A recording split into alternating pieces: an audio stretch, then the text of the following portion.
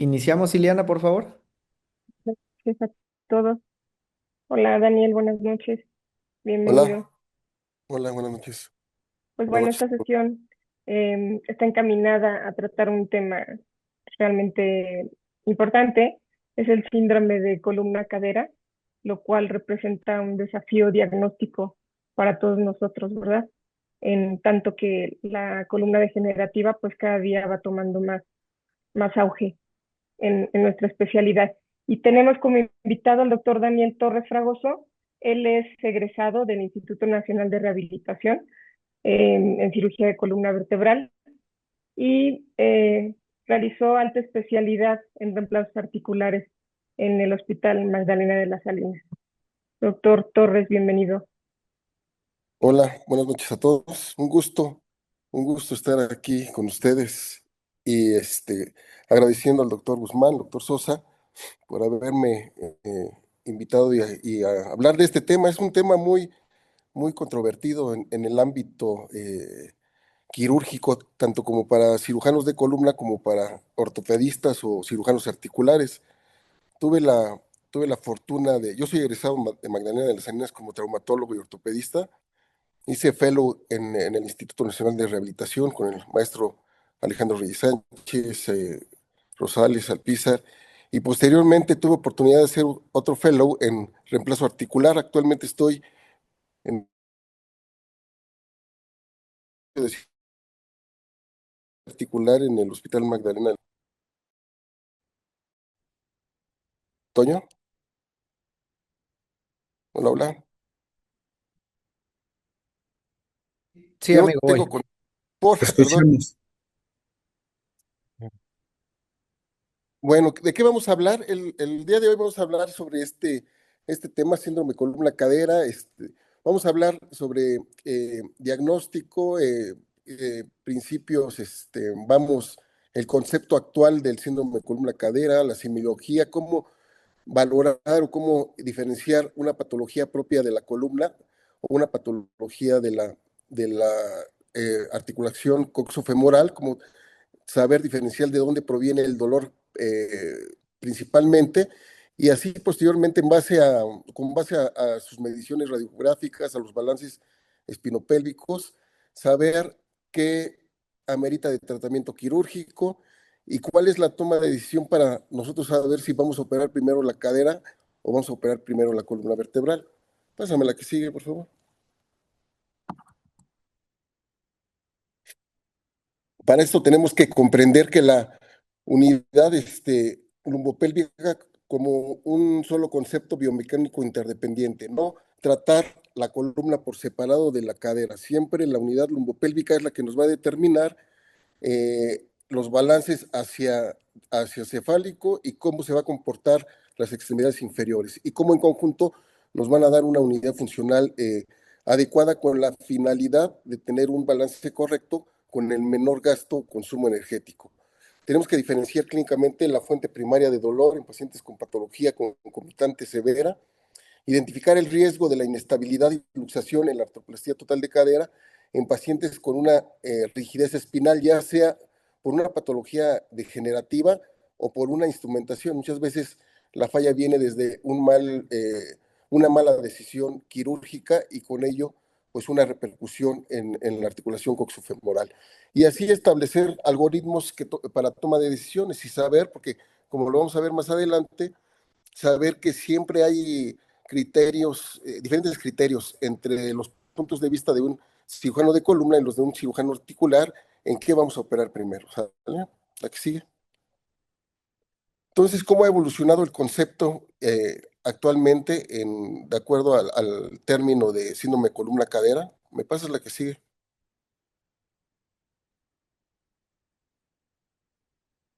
Ya McNabb en 1983 había dado la definición de que síndrome de columna-cadera se trataba de una coexistencia de coxartrosis con una estenosis lumbar. O sea, estas dos patologías en el mismo paciente. Actualmente ya se maneja como una interdependencia biomecánica y cinemática de la unidad lumbopélvica. ¿A qué sigue? Tenemos que saber que siempre existe una prevalencia de entre un 20-60% de dolor lumbar en pacientes candidatos a una prótesis de cadera. Es de ahí el problema de saber diferenciar dónde radica el principal síntoma de ese paciente, ¿no? Y también sabemos que hasta un 30-40% de los pacientes con una enfermedad degenerativa lumbar van a presentar una coxartrosis, que esta puede ser unilateral o bilateral en el mismo paciente. Y esto, con el paso del tiempo, se va aumentando el grado de artrosis, no solo en la cadera, no solo en la columna, incluso en la rodilla. Y esto con el paso del tiempo, al vivir más, pues la columna vertebral y todas las articulaciones tienden a sufrir desgaste por la carga, ¿no? ¿A que sí? Tenemos que entender a la unidad espinopélvica y la transferencia de cargas. La pelvis actúa como una vértebra intercalar, así lo describió Dubocet en la transmisión de las fuerzas. Y de ahí viene el concepto del cono de economía. Cómo nosotros filogenéticamente de estar en los seres vivos de cuatro patas, al adquirir la posición erecta en dos puntos de apoyo, tiene que haber un balance para no perdernos o no caernos hacia adelante, hacia atrás o hacia cualquiera de los lados, y todo dentro de un cono de economía. Sabemos que esto, si se pierde, empiezan a utilizarse músculos accesorios de primer indicio para compensar esas curvaturas, siempre viendo al frente, buscando la mirada al horizonte, y si se va perdiendo o se van desbalanceando, los músculos van siendo insuficientes para mantener esa postura, se tienden a modificar algunos tipos de articulaciones ya, estructuras óseas, perdiendo ese balance. ¿Verdad que sí? El síndrome de rodilla, de columna cadera, que debería de ser en realidad rodilla, cadera, columna, pues también está involucrando un desbalance a nivel de las articulaciones de los miembros inferiores. Si nos vamos más allá, también a nivel de los tobillos. Sabemos que se va perdiendo el balance, puede empezar a nivel de la columna vertebral y en compensación la cadera va a sufrir una retroversión compensatoria con un incremento de la lordosis y así sucesivamente. La cadera va a adoptar una posición en flexión y la rodilla simultáneamente para poder balancear y buscar la mirada al horizonte. Perdón. La que sigue. En cuanto a la semiología diagnóstica diferencial, ese es el tema principal. Eh, Sabemos que siempre hay un dilema anatómico, ya que se comparten raíces nerviosas sensitivas en cuanto a los tipos de dolor que presenta un paciente. La cápsula anterior de la cadera está inervada por raíces L2, L4 y la posterior por L4, L5. Estas van a compartir trayecto con las raíces lumbares bajas y así es bien importante saber o diagnosticar que siempre un paciente que trae una patología de cadera, una patología degenerativa, una artrosis o coxartrosis severa, el dolor inguinal es el que predominantemente va a marcar aquí el manejo, ¿no? El diagnóstico, saber diferenciar que hasta en un 84% presentan un dolor inguinal que se irradia hacia la cara anterior del muslo. A veces nosotros como cirujanos de columna nos enfocamos a ver la columna, no vemos una proyección de la pelvis y estamos sospechando incluso en un dolor radicular por una compresión alta, L2, L3, sin tener en cuenta que también el dolor característico de un dolor inguinal hacia la región anterior del muslo es, yo diría, si no es patognomónico, si es con una alta probabilidad de que pertenezca a un dolor de cadera. Y así un dolor en la región lumbar, región glútea, hasta un 76% en la cara posterior del muslo, nos está hablando de un dolor que predominantemente viene de la región lumbar, un dolor de ciatalgia principalmente. Sin embargo, por eh, vamos, esta comunicación de las raíces nerviosas, sí se puede hacer o se puede estar mal entendiendo que un dolor proviene de una articulación y el otro dolor que puede ser de la misma, corresponde a un problema también de columna vertebral. Pásame la que sigue. Para eso hay signos de exploración característicos para cada patología.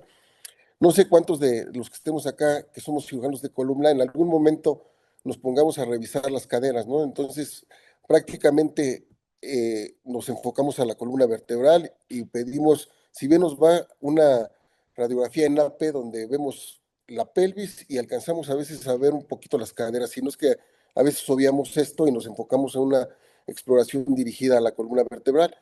Sin embargo, hay pruebas muy sencillas que tenemos que tomar en cuenta, como el log roll test, donde al paciente en decúbito supino le rotamos las caderas hacia medial, hacia lateral, y esta prueba resulta positiva cuando genera dolor o incluso hay rigidez para el movimiento.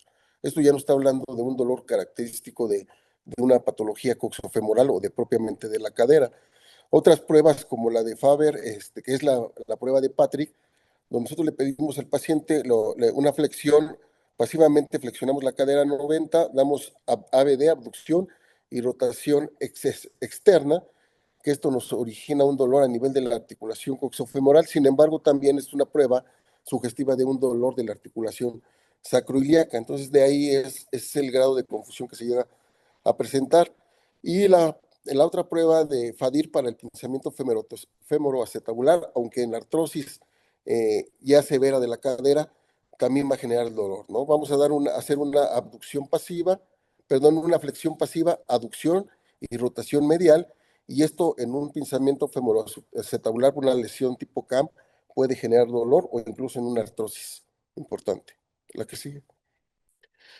Otra de las pruebas importantes dirigidas a la sospecha de una patología de cadera es el test de Thomas, donde al paciente le pedimos que su rodilla, la flexión de la rodilla sana, la que no duele, la lleve al pecho y la pelvis tiende a compensar ese movimiento, pero cuando la cadera está con contractura en flexión, ya sea por una contractura de los rectos femorales o por una artrosis severa, se va a levantar al mismo tiempo que nosotros damos la flexión. La cadera lastimada, la cadera contralateral. Y el test de Trendelenburg, donde al paciente le pedimos que sobre la cadera, eh, eh, con la sintomatología a estudiar, le pedimos que apoye y que levante la cadera sana. Entonces, cuando hay una insuficiencia de la musculatura, principalmente los abductores, el glúteo medio, la otra cadera tiende a no resistir y caer porque no está teniendo una adecuada fuerza muscular. La que sigue.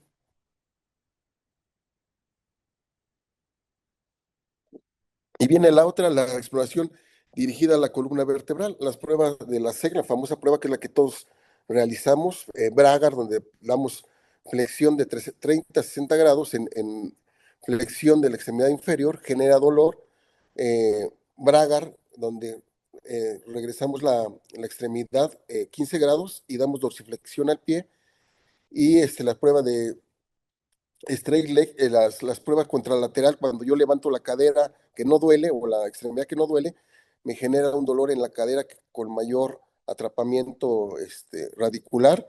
Y la prueba de Slump también, que le voy a dar una flexión al tronco con una extensión del tobillo y también me va a generar dolor. Estas pruebas que van dirigidas una hacia la exploración neurológica propias de los cirujanos de columna y obviamente las pruebas que un cirujano de articular, de reemplazo articular, pues muchas veces no nos percatamos. Nosotros vamos a la movilización de las caderas, a las pruebas propias de la cadera y jamás revisamos eh, una exploración dirigida a la columna. Y son pruebas muy sencillas, muy básicas, que pues cualquier ortopedista sin alta especialidad en algún área las puede realizar. La que sigue. El famoso signo del carrito de compras, donde el paciente no puede mantener la postura erguida y tiende a flexionarse para poder liberar, tal vez inconscientemente, la estenosis en un conducto lumbar estrecho, y la marcha de base ancha por estenosis también, donde puede llevar se puede perder el equilibrio y el paciente tiende a abrir las extremidades para no irse de lado, no perder el plano de sustentación. La que sí. Las infiltraciones juegan un rol importante también.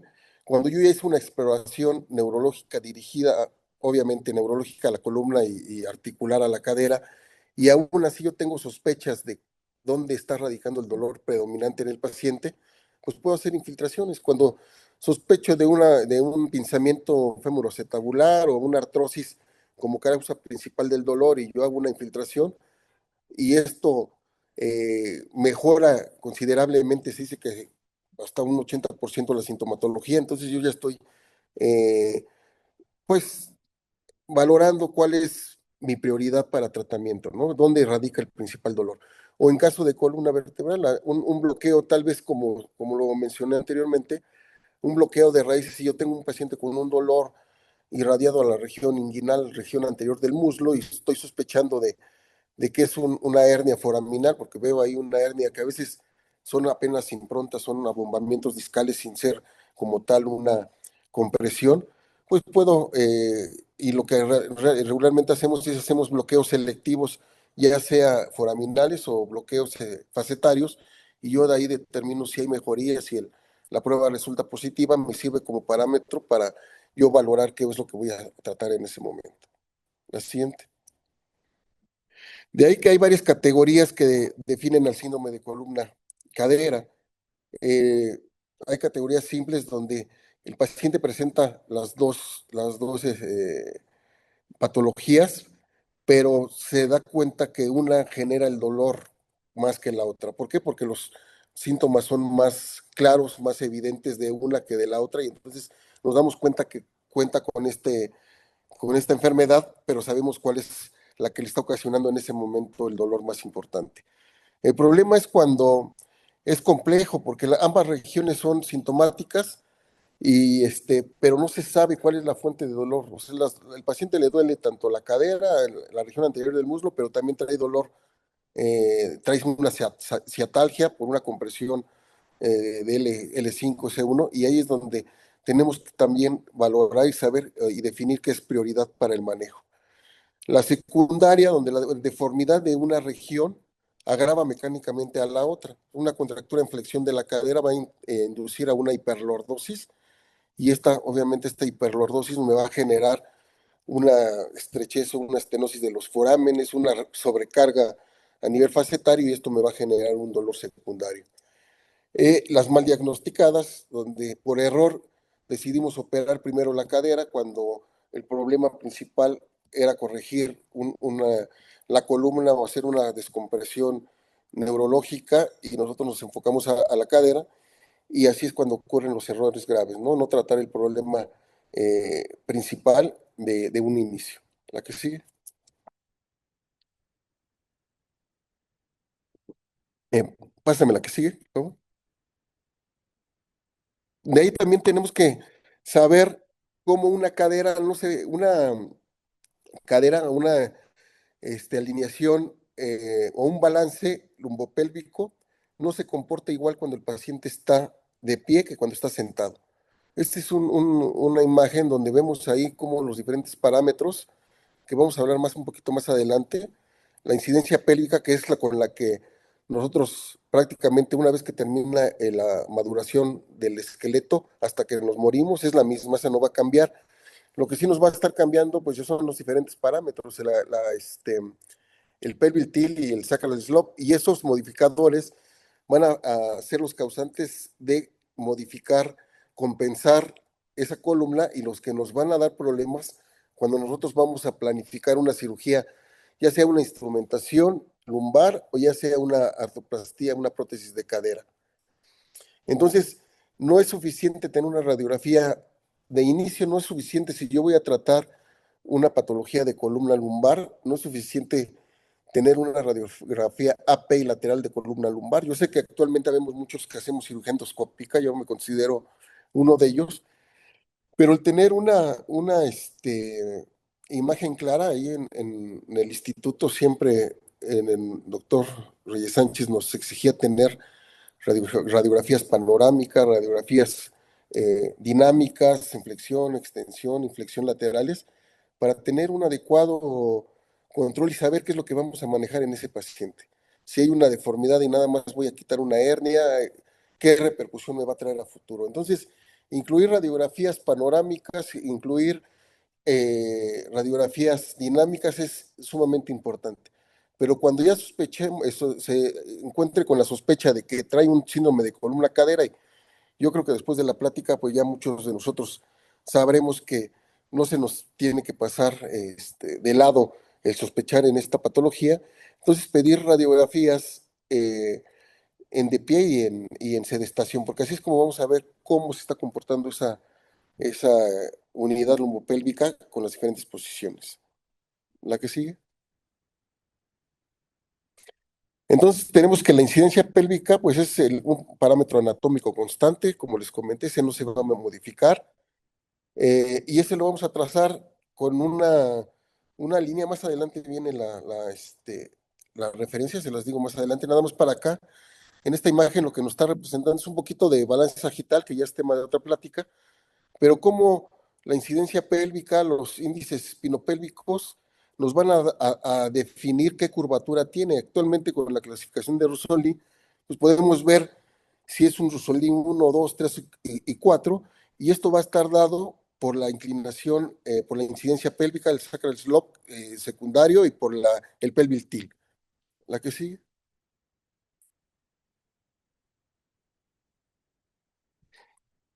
Entonces, la incidencia pélvica, pues la tenemos que es una línea que pasa por la plataforma superior del sacro, con una línea perpendicular sobre la mitad del sacro y otra línea que se dirige hacia el centro de rotacional en las caderas. Ese centro, ese ángulo nunca nos va a cambiar en el trayecto de nuestras vidas, ¿no?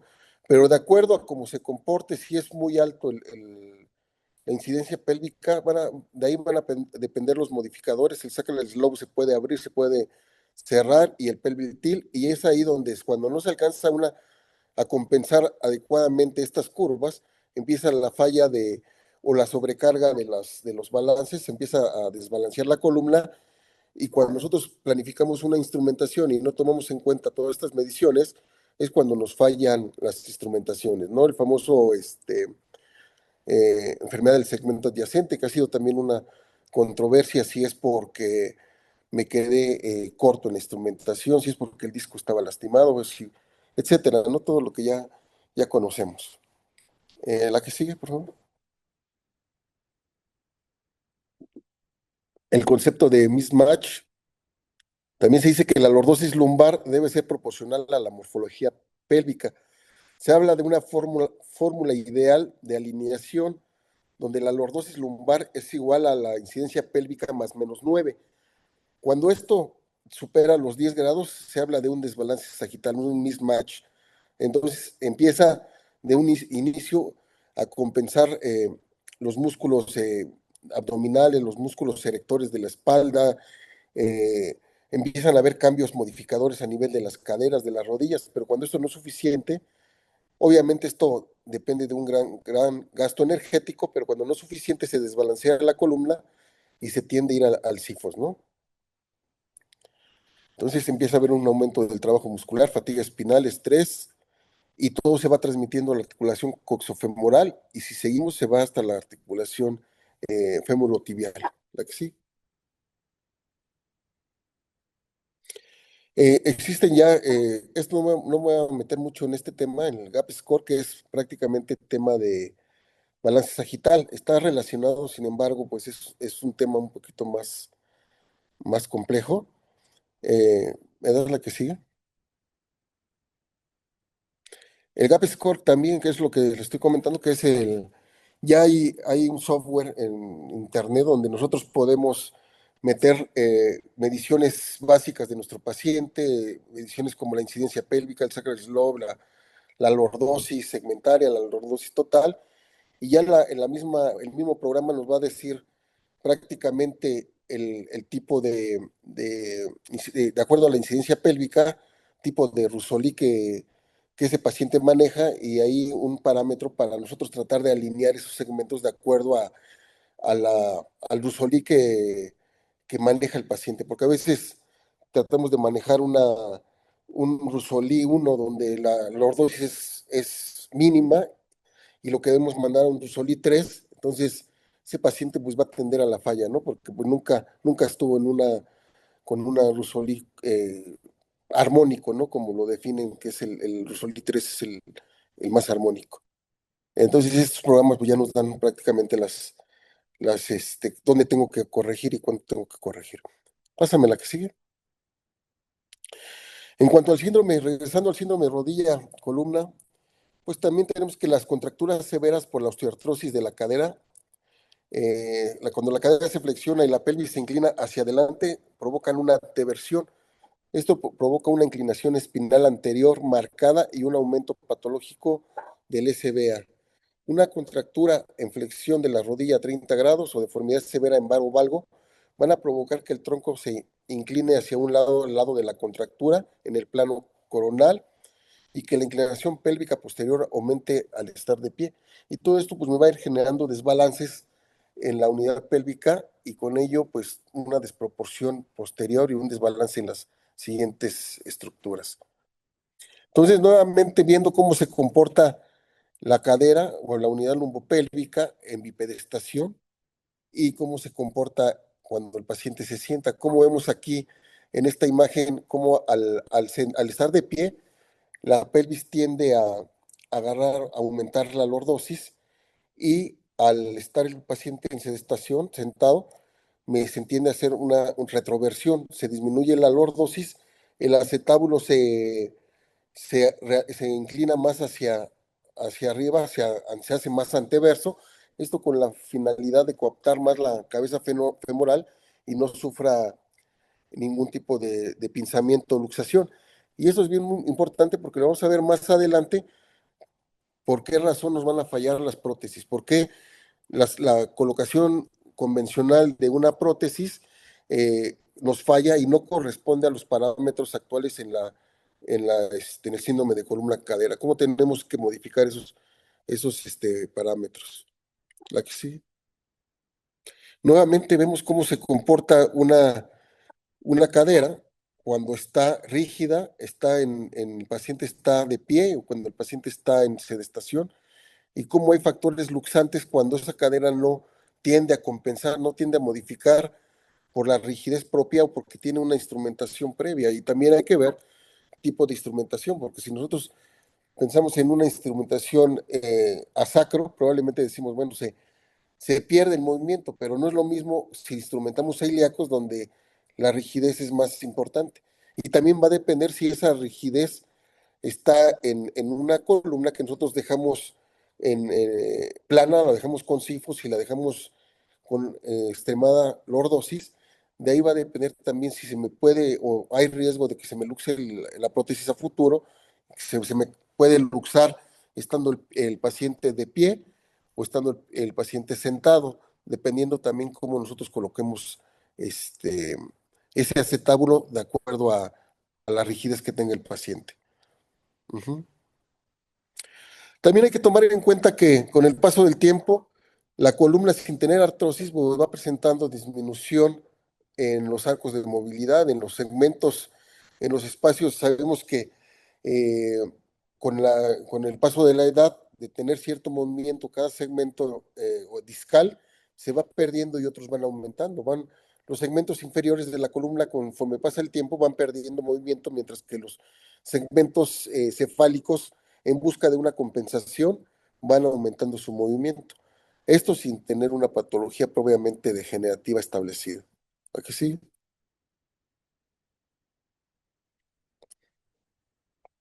Entonces, ¿cómo va a impactar la coxartrosis en la columna? Tenemos que la pérdida de extensión de la cadera con una contractura en flexión va a forzar a una hiperlordosis lumbar compensatoria. Las consecuencias espinales aumentan de la carga de las facetas articulares y una estenosis foraminal secundaria. Ajá.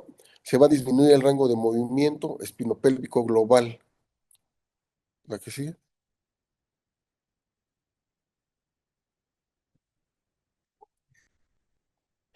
Entonces, ¿qué implicaciones tienen o todo lo que estamos hablando para los médicos que están aquí, ortopedistas que hacen reemplazo articular? Entonces, tradicionalmente la zona segura del EUNEC, que era por regla dejar el paciente con una inclinación en el acetábulo, el acetábulo, en el componente acetabular de la prótesis, era dejarlo a 40 grados con una anteversión de 15 grados. Eso es como, era como regla, ¿no? Independientemente si era una cadera displásica, una cadera con alguna otra característica, la zona segura era 40 grados de inclinación y 15 grados de anteversión. Eh, esta, estos criterios pues se van perdiendo en el síndrome columna-cadera. ¿Por qué? Porque pues los diferentes grados de movimiento y rigidez de la compensatoria de la pelvis a veces no nos deja modificar eh, el componente o la parte del acetábulo, y esto va a tender a luxar el componente acetabular. Eh, Se han diseñado por este tipo vamos, de problemas sin conocer tal vez tanto la biomecánica en el síndrome de columna cadera. Adoptamos a veces eh, técnicas donde colocamos cabezas femorales. Sabemos que a mayor diámetro de la cabeza femoral, hablando de una mínimo 32, nos va a disminuir el riesgo de que se nos luxe. Las nuevas prótesis que son de doble movilidad también evitan el riesgo de luxación, y obviamente tener acceso con los nuevos abordajes anteriores a la cadera permiten una mejor visión y colocación de la prótesis, y estos son como que, vamos, algunas soluciones que tenemos para disminuir el riesgo de luxación de la prótesis. Sin embargo, el no saber, el no conocer que nuestra columna me puede afectar los movimientos de la pelvis, pues ahí podré cambiar el componente más novedoso, más constreñido que hay. Siempre vamos a tener este riesgo, ¿no? De que se luxe. ¿A que sí? Entonces, regresamos a cuál es el dilema de qué operamos primero, la cadera, columna. En un momento voy a mostrarles un consenso que hicimos entre médicos ahí del hospital, pero siempre sigue siendo un dilema. ¿Qué voy a operar? Tal vez el cirujano de columna diga, pues primero es la columna, la cadera diga la cadera, y también va a depender de dónde nos encontremos. Si nos encontramos en una institución tal vez pública donde estoy saturado de trabajo, el de columna diga, no, pues primero va la cadera, y el de cadera diga, no, primero va la columna.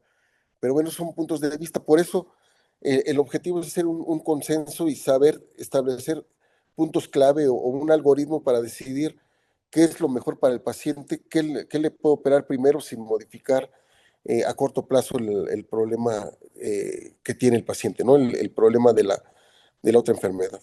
¿La que sí? Entonces, ahorita actualmente no existe un consenso universal absoluto en la toma de decisión, ajá, de qué es lo que voy a operar primero.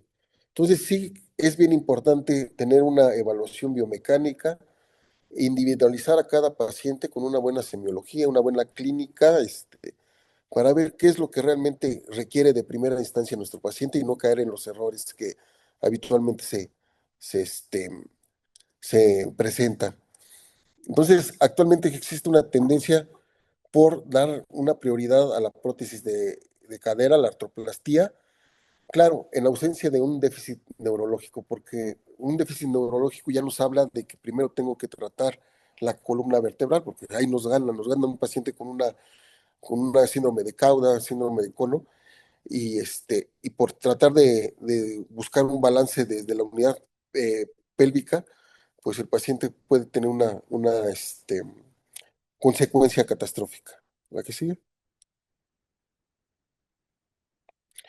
Entonces, desde el punto de vista de la columna vertebral, hay que priorizar cuando el paciente tiene un déficit neurológico motor agudo, rápidamente progresivo. Un pie caído es un signo clave donde nosotros estamos ya contra reloj. A veces, aunque lo superemos, tiene una paresia ya de raíz baja sacra, L5S1.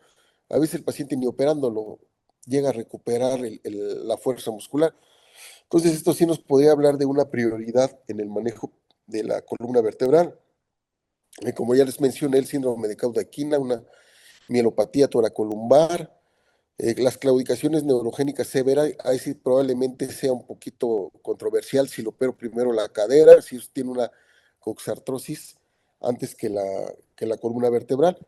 Se dice que primero la columna vertebral para que tenga mejor eh, fuerza muscular y que una vez operado de la cadera tenga una mejor posibilidad de rehabilitar los glúteos, rehabilitar los músculos abductores y los músculos del tren inferior de la extremidad.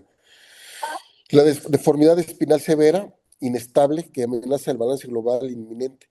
Entonces yo de aquí pondría énfasis solamente en un déficit neurológico, que sería mi prioridad para operar primero la columna vertebral. Ujú. La que sigue.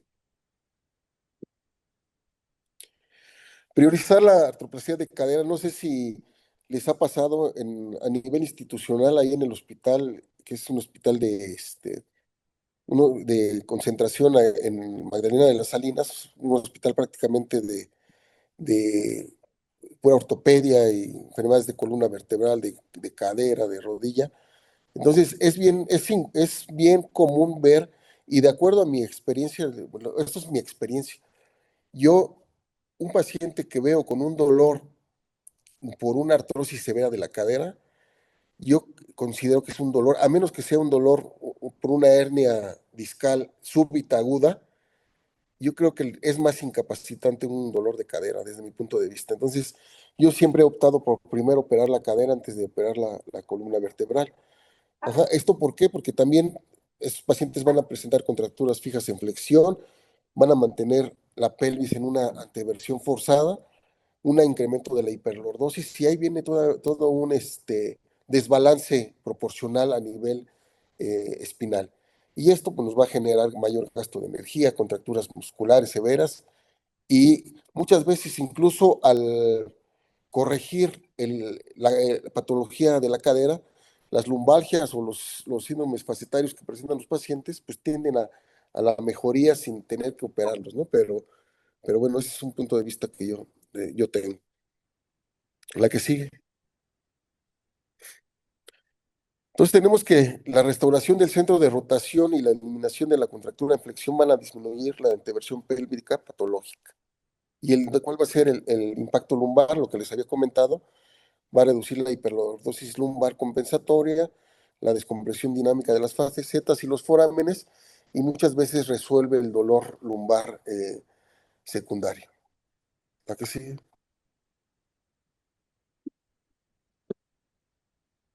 Ajá. Entonces, el efecto de la fusión lumbar en la cadera, pues viene todo lo que hemos platicado. La columna fusionada no puede flexionarse al sentarse, anulado la retroversión pélvica protectora. Y esto es donde viene el riesgo de que nuestra cadera se nos luxe. Al no tener esa vasculación normal, en nuestra cadera va a tender o va a correr mucho riesgo de luxación. Y esto, obviamente, si la fusión incluye sacros y incluye la pelvis, también incrementa este grado. ¿Aquí sigue? Entonces viene lo del fin del paradigma de Windeck, de que la prótesis, el acetábulo se tenía que orientar con 40 grados de inclinación y 15 grados de anteversión. Esto se asume una cinemática espinopélvica normal. Si nuestras mediciones están normales, pues yo me rijo bajo este principio, ¿no? De esta inclinación, que es la zona más segura. Esto no quiere decir que esto ya me garantice que la prótesis no se me va a luxar, sin embargo, el riesgo de luxación es menor. El paciente con una rigidez espinal, pues la copa aquí tenemos que valorar hacia qué posición tiendo yo a colocar. Si la voy a inclinar más, dependiendo de las mediciones que presenta mi paciente, si la tengo que dejar más anteversa para que no se me luxe. Todo esto ya está modificado actualmente en el síndrome de columna cadera. ¿Verdad que sí? Entonces ya hay diferentes eh, publicaciones donde sugieren cómo orientar mi acetábulo. Realmente no he visto yo entre los colegas de reemplazos que se tome mucho en cuenta, ¿no? Se habla que como regla biomecánica, por cada grado de cambio en el pelvic tilt, la anteversión acetabular cambia de 0.7 a 0.8. O sea, no he visto que nos pongamos a medir, yo en particular no lo hago, cuánto se va a modificar para yo decidir en cuánto voy a dejar de anteversión mi cadera. Incluso a veces las regletas para poder orientar pues no son precisas. Entonces, el dejar una cadera con las mediciones exactas pues es algo que a veces lo hacemos bajo ya la experiencia, porque no hay una medición en el momento exacto de decir cuánto voy a dejar de inclinación o cuánto de anteversión. Entonces, ver cuando mi cadera queda rígida en extensión, va a decir que se dice que requiere una mayor anteversión acetabular para evitar una luxación posterior al sentarse. Cuando está rígida en flexión, va a requerir una menor anteversión para evitar que se luxe hacia anterior el paciente cuando se ponga de pie. Y de aquí las estrategias nuevamente, que es considerar los abordajes anteriores para la colocación del implante de la cabeza del acetábulo, cabezas femorales de mayor diámetro, cótilos de doble movilidad, incluso hay unos acetábulos que les llaman constriñidos o retentivos, donde prácticamente no se me luxa la cadera, ¿no? Más fácil que se rompa el acetábulo a que se luxe porque ya no le permite sobrepasar ese seguro que tienen estas prótesis. ¿La que sigue? ¿La que sigue, por favor? Esta es una breve encuesta que no quise extenderla más allá de los médicos a los que pertenecemos en los grupos del hospital donde nos encontramos, que era entre cirujanos de reemplazo articular, cirujanos de columna y ortopedistas en general. 54% pues correspondió a cirujanos de columna, 39% a cirujanos de reemplazo articular o cirujanos articulares.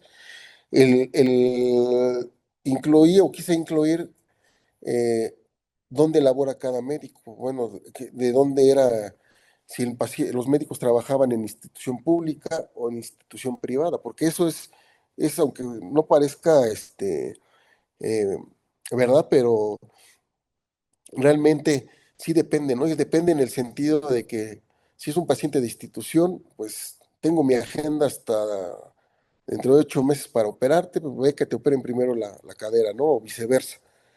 Pero si el paciente llega a nivel privado, pues me llega el médico de columna, ve que trae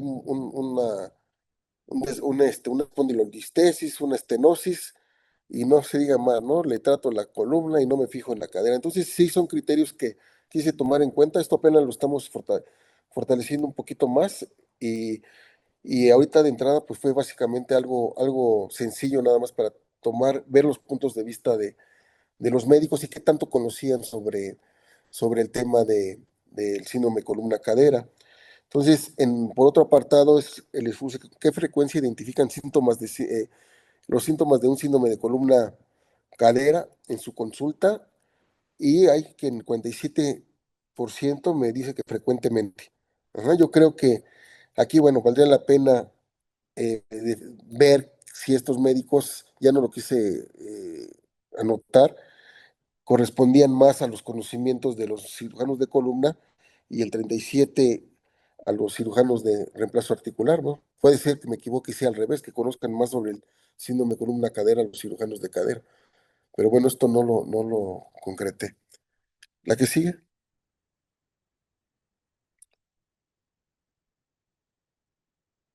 Y tengo en la primera, Toño, me estorba aquí la imagen, a ver si tú la puedes leer. En el primero pones en un paciente con patología degenerativa concomitante, coxartrosis más espondiloartrosis y dolor incapacitante en ambas, ¿cuál es su criterio de prioridad quirúrgica habitual? Ujú. Y te pusieron en el 63%, depende la zona con mayor sintomatología clínica. En segundo lugar, 19.6%, siempre operar primero la cadera en 19%.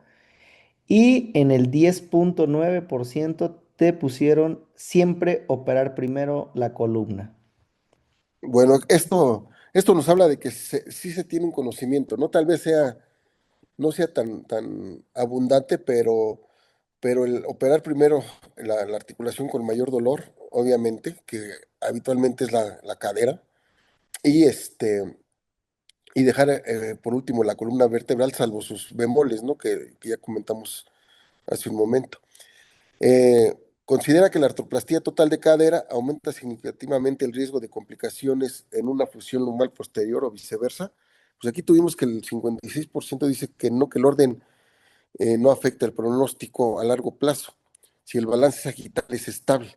Entonces ya regresamos a balance sagital, ¿no? Estamos considerando que no me va a, si, obviamente si yo tengo un balance adecuado, tengo buenos parámetros espinopélvicos, pues no me va a afectar si yo opero primero ya sea la columna o la cadera, ¿no? Pero bueno, ya de ahí vienen los otros criterios de acuerdo a que si es una columna rígida, posquirúrgica, etcétera. ¿Cree que existe suficiente comunicación interdisciplinaria entre los equipos de columna y cadera en su institución para estos casos? Pues realmente a nivel institucional, pues nos conocemos por amistades, pero como todo hospital tercer nivel, pues se rige por servicios.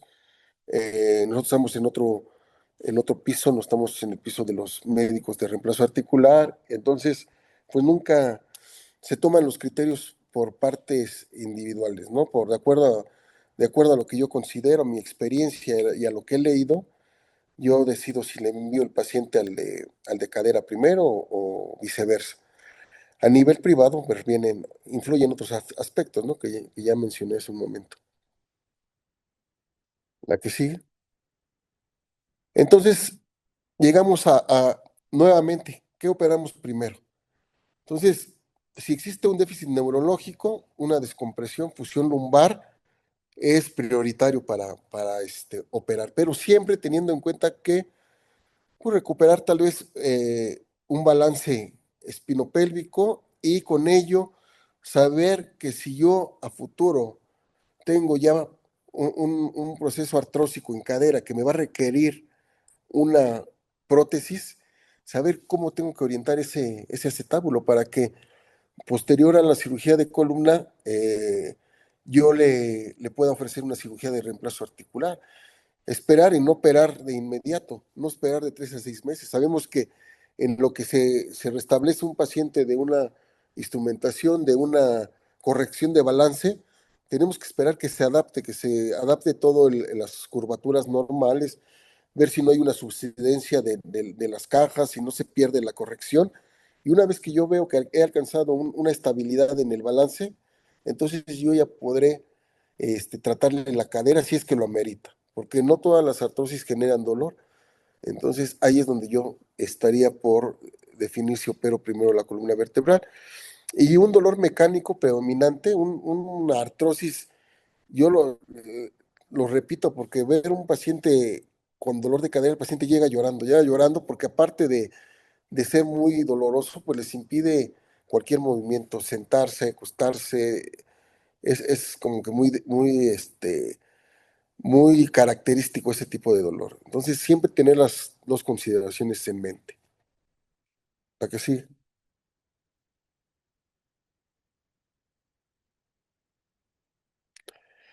Entonces, ¿qué tenemos para llevar a casa o con qué pudimos haber ofrecido este momento, este día para que nos llevemos? Pues tenemos que saber que tenemos que hacer un diagnóstico integral, evaluar siempre a la unidad lumbopélvica completa, el cono de economía. Recordar bien que al paciente le tenemos que ofrecer lo mejor, tratar de corregir un balance con el menor gasto energético. Si bien sabemos que la vida es sifotizante, pues tratar de que esta sifosis que va a llegar a presentar el paciente a futuro, pues se trate de compensar y no llegar a grados extremos donde pues ninguna cirugía le va a ofrecer un alivio parcial. Tener en cuenta que las infiltraciones diagnósticas van a dar un apoyo para yo decidir qué prioridad tengo para tratar a un paciente de una u otra patología. la alerta biomecánica, saber que la fusión lumbar, especialmente hacia el sacro, va a anular la retroversión pélvica y va a multiplicar exponencialmente el riesgo de luxación en las prótesis de cadera. Nuevamente, siempre cuando hacemos instrumentaciones largas, muchas veces decíamos, ya me quedo en L5, me voy a sacro. Y a veces siempre fue algo con lo que nuestros profesores nos recalcaban mucho. Si tú no tienes un disco eh, o una pérdida de la altura en el nivel del L5S1, ¿para qué vas a fusionar o para qué te vas a ir a sacro? O sea, no evita el riesgo de una fusión a sacro que no sea sumamente necesaria. A veces una deformidad severa pues implica irnos a sacro, incluso a ilíacos, pero tomar en cuenta cómo esto nos puede afectar a futuro en planear una cirugía de reemplazo articular. Saber cuál es la prioridad quirúrgica nuevamente, saber que una descompresión espinal manda ante un déficit neurológico progresivo hacia bueno, vamos, es más importante este tema que yo cambiar o realizar un reemplazo articular donde tal vez no ponga en riesgo ahí, o tal vez sea cuestión de tiempo, pero no estén comprometiendo el componente neurológico de nuestro paciente. Y entonces tenemos que el nuevo estándar, que en espinas rígidas la zona de seguridad estática del Lewin-Neck pues no es absoluta, ¿no? Que ya se quedó en un pasado y que hay que siempre individualizar a los pacientes y saber definir o dónde voy a colocar mi componente tabular una vez que yo tengo una columna con poca movilidad. ¿La que sí? Gracias.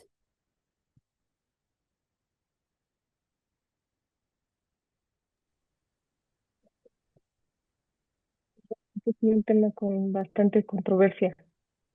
Tenemos aquí algunos comentarios. El doctor Rodríguez Varela dice: el paciente pide retiro del dolor.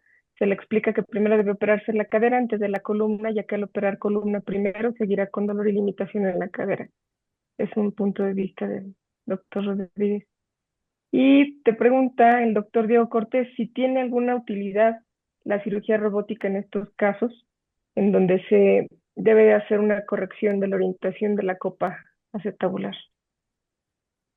Bueno, y en particular nosotros usamos robot para reemplazo de articular de rodilla. Para la cadera todavía no hay, están todavía detallándose todos los conceptos. Yo creo que sí va a ser de gran utilidad. Hoy en día yo considero que todavía no es eh, lo más exacto posible, pero sé que más adelante esto puede ser una buena opción, dándole al robot los parámetros que quieres corregir y ya el robot, de acuerdo a la navegación, te puede orientar exactamente dónde va el acetábulo. Yo creo que sí sería una herramienta futuro muy, muy importante.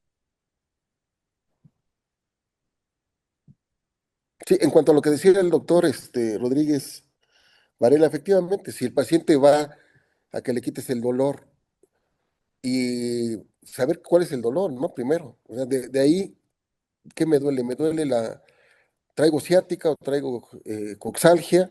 Obviamente el paciente va a quitarle el dolor, ¿no? Yo no me voy a esperar a que, primero te voy a operar la columna y aguántate con tu dolor de cadera, ¿no? O sea, hay indicaciones precisas, pero bueno, eso se tiene que valorar y seleccionar bien a cada paciente.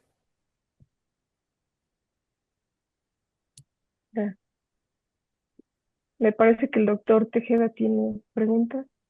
Doctor Tejeda. Sí, más que nada, comentarios. Bueno, el primer comentario, Daniel, pues hiciste una presentación excelente pues, de un tema que es muy controversial. Sí quisiera poner algunas cosas que me ha tocado ver a mí muchas veces me llegan pidiendo como segunda opinión. Y una de las cosas más frecuentes que vemos es de que no se explora la cadera, o sea, invariablemente seamos ortopedistas o neurocirujanos.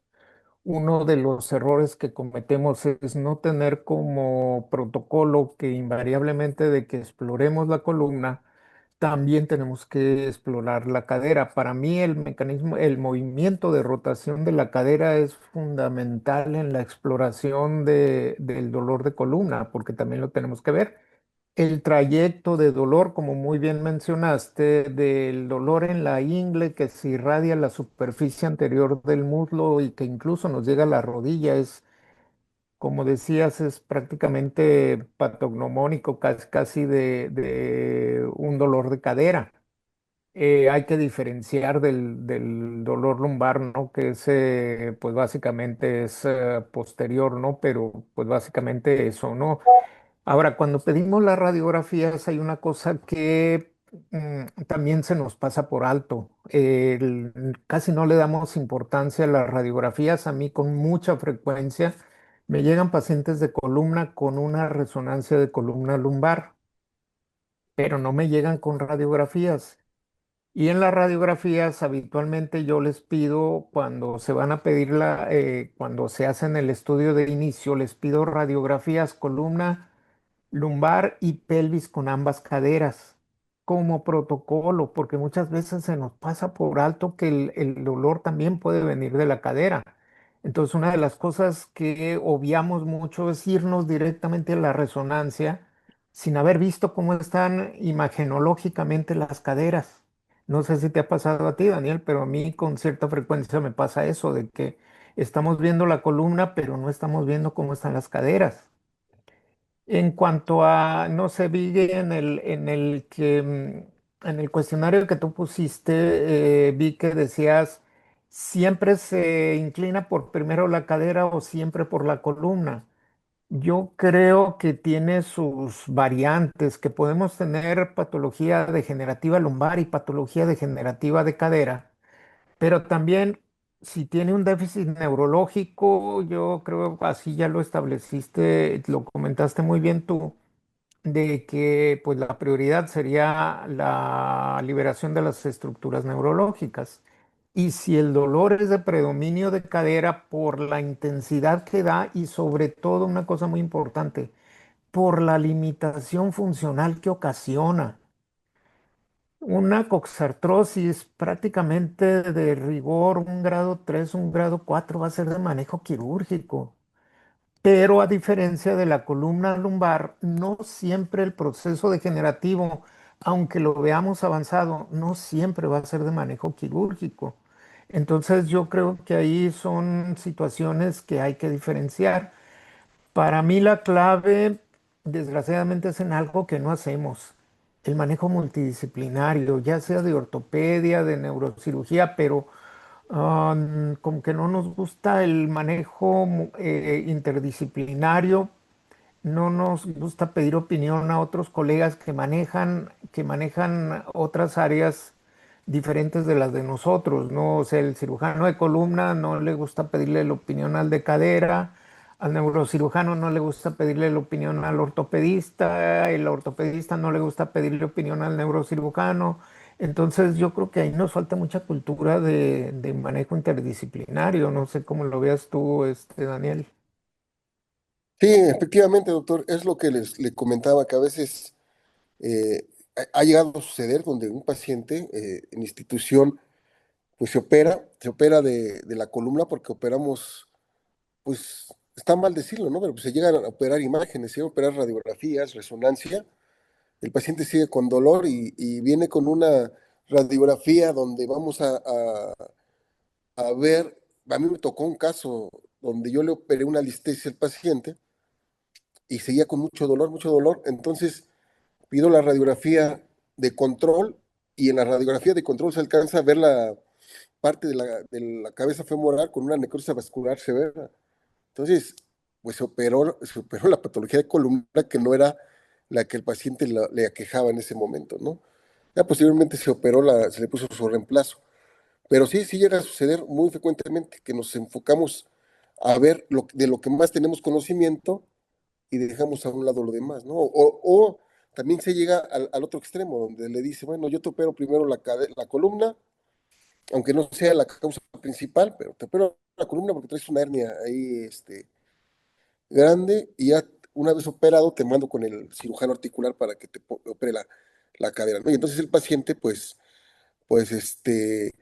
está en ese problema, ¿no? No se va satisfecho. Yo luego he adoptado algunas técnicas con el paciente, porque ya conmigo y le digo, tu problema es la cadera, tu problema ahorita es la cadera. Sí tienes una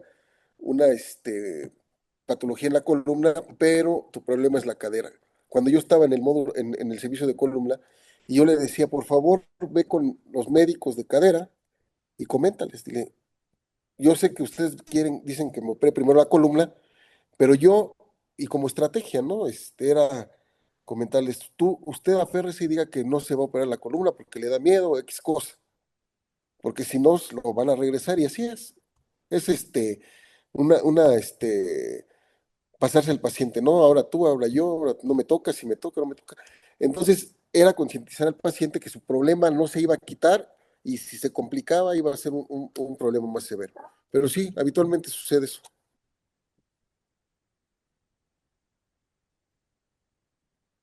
Gracias, Daniel.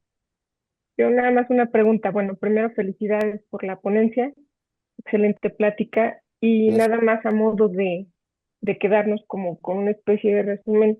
En caso de protocolizar o de iniciar un protocolo preparatorio, ¿cuáles serían los estudios específicos que tomaríamos en cuenta para este tipo de pacientes? Yo ¿Incluirías, por creo que ejemplo, estudios dinámicos? sí, o sea, yo creo que de entrada la clínica, ¿no? La clínica es lo que manda. Y de acuerdo a la clínica, entonces yo creo que de entrada, básico, mis radiografías lumbares dinámicas, AP lateral y dinámicas, y incluir una radiografía de pelvis.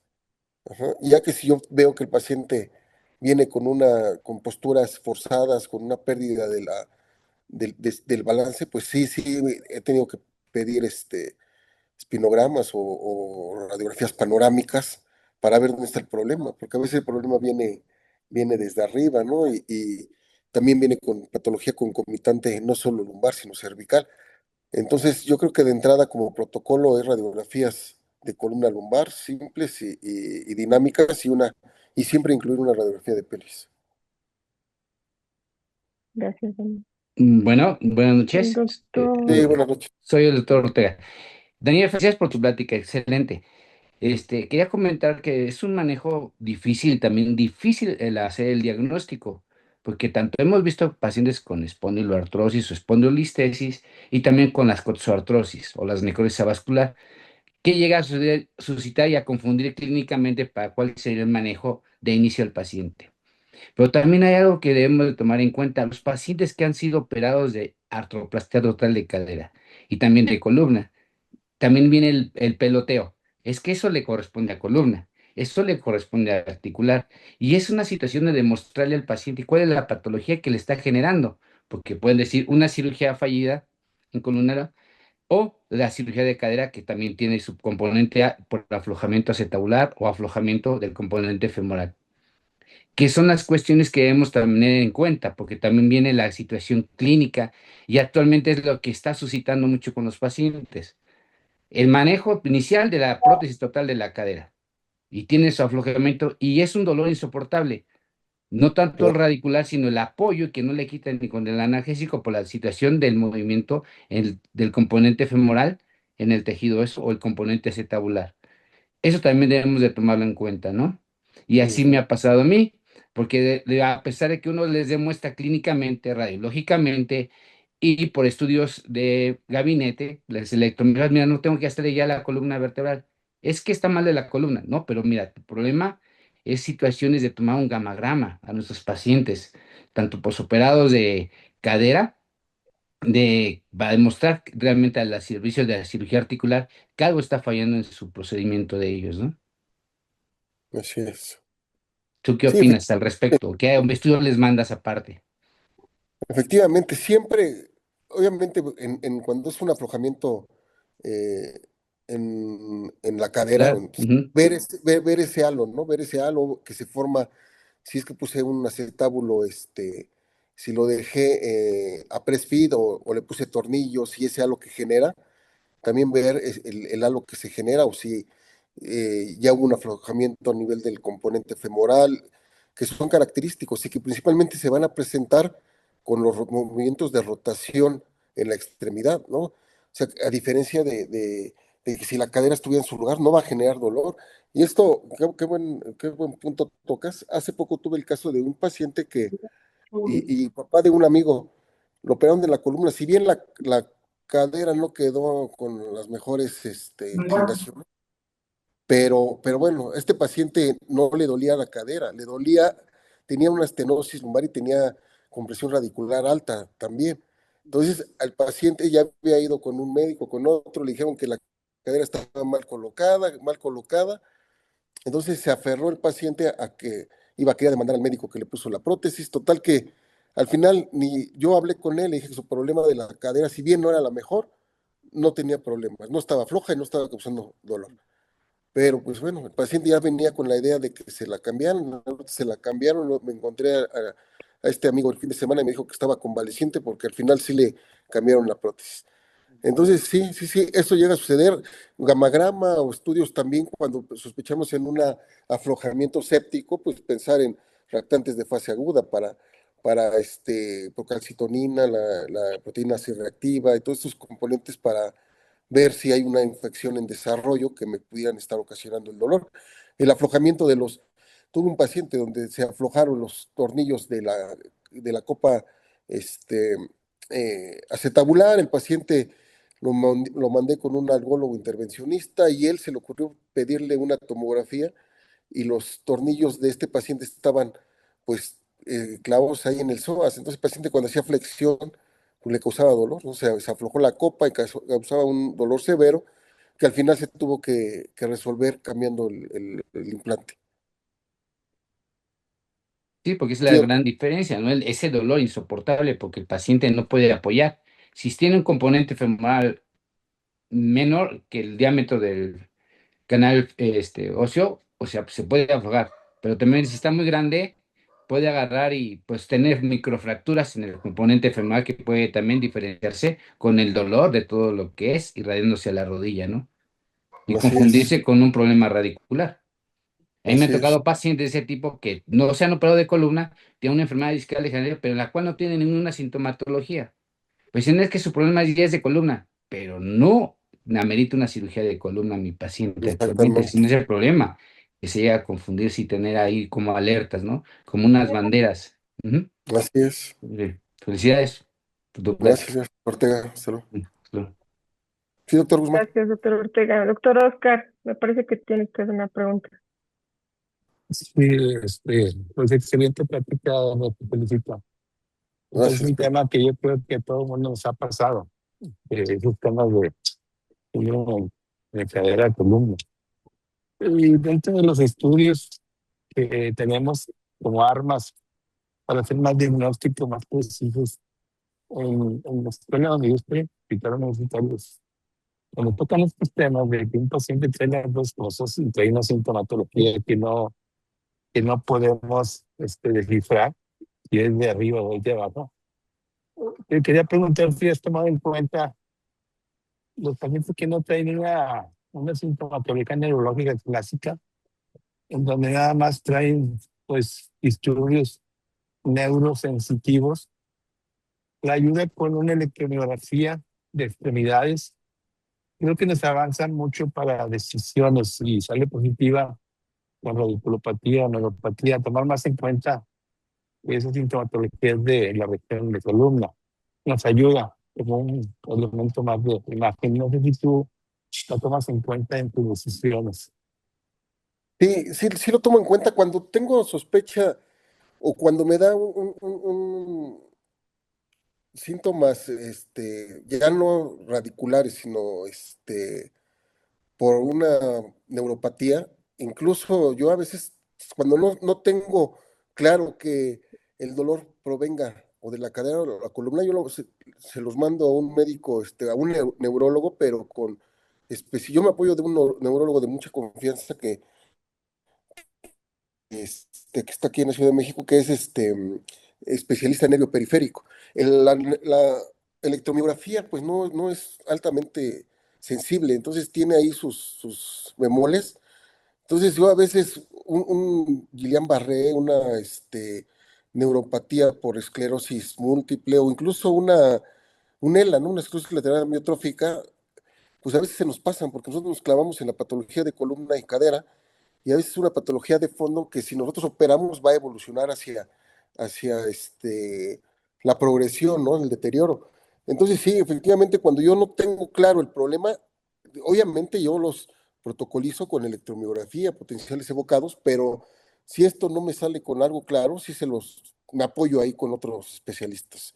En este caso, le repito, neurólogos de como tal a veces no me ayudan mucho, ¿no? Pero sí me voy con un especialista en nervio periférico y es como que tiene un punto de vista diferente y la verdad es que sí me han llegado muchos pacientes que están debutando con un ELA, una esclerosis múltiple, y pues bueno, se va el paciente, ¿no? Los indultamos, no los operamos, pero pues se van a seguir su tratamiento por otro lado. Muchas gracias. Gracias. Gracias, doctor Enrique, buenas noches. Buenas noches, Ileana. Buenas noches a todos que están escuchando la opinión de expertos. Y bueno, pues Daniel, siempre te he reconocido toda tu trayectoria profesional en relación a la columna vertebral, pero también experto en cuestiones de artroplastías, tanto de rodilla como de cadera.